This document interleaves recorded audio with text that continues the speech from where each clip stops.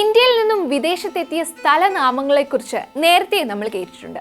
കൊച്ചി, ബോംബെ, താനെ, ബാലി, ഹൈദരാബാദ്, ഡൽഹി എന്നിങ്ങനെ വിദേശത്തെത്തിയ സ്ഥലനാമങ്ങൾ പലതാണ്. ഇത്തരത്തിൽ ഇന്ത്യയിൽ നിന്നും കടൽ കടന്നെത്തിയ സ്ഥലനാമങ്ങളുടെ പിന്നിൽ രസകരവും കൗതുകകരവുമായ കഥകളുണ്ടാകും.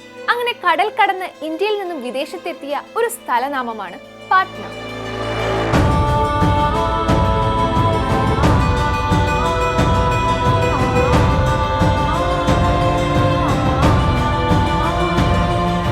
ബീഹാറിൽ നിന്നും സ്കോട്ട്ലൻഡിലെത്തിയ പാട്നയ്ക്കുമുണ്ട് പറയാൻ രസകരമായ ഒരു കഥ. പാട്ന കടൽ കടന്നത് ബീഹാറിൽ നിന്നാണ്.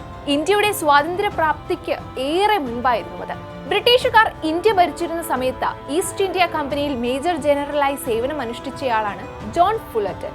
ജോൺ ഫുള്ളർട്ടന്റെ മകൻ വില്യം ഫുള്ളർട്ടൺ സ്കോട്ട്ലൻഡിലെ കിഴക്കൻ ഐറിഷെയറിൽ പാട്ന എന്ന പേരിൽ ചെറിയൊരു ഗ്രാമം 1802 സ്ഥാപിച്ചു. ഇന്ത്യയോടുള്ള വില്യമിന്റെ സ്നേഹമായിരുന്നു ആ പേരിടലിന് പിന്നിൽ. ബീഹാറിലെ പാട്നയിൽ നിന്ന് ഏതാണ്ട് 5000 മൈൽ അകലെയാണ് ഫുള്ളർട്ടന്റെ പാട്ന. സ്കോട്ട്ലൻഡിൽ പാട്ന എന്നൊരു ഗ്രാമമുണ്ടെന്ന് ഇന്ത്യയിൽ പലർക്കും അറിയില്ല.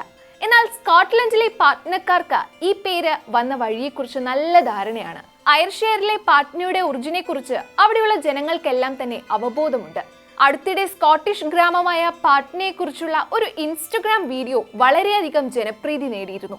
ഈ ചെറിയ ഗ്രാമവും ഇന്ത്യയിലെ പാട്ന നഗരവും തമ്മിലുള്ള മനോഹരവും ചരിത്രപരവുമായ ബന്ധവും വീഡിയോയിൽ എടുത്തു പറയുന്നുണ്ട്. സ്കോട്ട്ലൻഡിലെ പാട്നയിലെ പ്രൈമറി സ്കൂളുകളിലെല്ലാം സ്ഥലനാമത്തിന്റെ ഒറിജിൻ കുട്ടികളെ പഠിപ്പിക്കുന്നുണ്ട്. സ്കൂൾ ബാഡ്ജിലെല്ലാം ബീഹാറിലെ നെൽകൃഷിയുടെ പ്രതീകാത്മക ചിത്രങ്ങളുണ്ട്.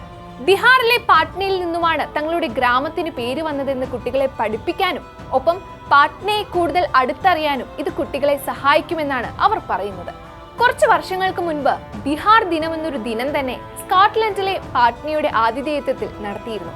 ബീഹാറിലെ പാട്നയിൽ നിന്നുള്ള അന്നത്തെ ഇന്ത്യൻ ഹൈക്കമ്മീഷണർ ആയിരുന്ന YK സിൻഹ പരിപാടിയിൽ പങ്കെടുക്കുകയുണ്ടായി. നിരവധി സാമ്യങ്ങളും സ്കോട്ട്ലൻഡിലെ പാട്നയ്ക്കും ബീഹാറിലെ പാട്നയ്ക്കും ഇടയിലുണ്ട്. ഡ്യൂൺ നദിയുടെ തീരത്താണ് സ്കോട്ട്ലൻഡിലെ പാട്ന. ഗംഗാ നദിയുടെ സാമീപ്യമാണ് ബീഹാറിലെ പാട്നയുടെ സവിശേഷത. ബീഹാറിലെ പാട്നയിൽ ഡ്യൂൺ പബ്ലിക് സ്കൂൾ എന്നൊരു വിദ്യാലയം ഉണ്ടെന്നത് മറ്റൊരു കൗതുകമാണ്.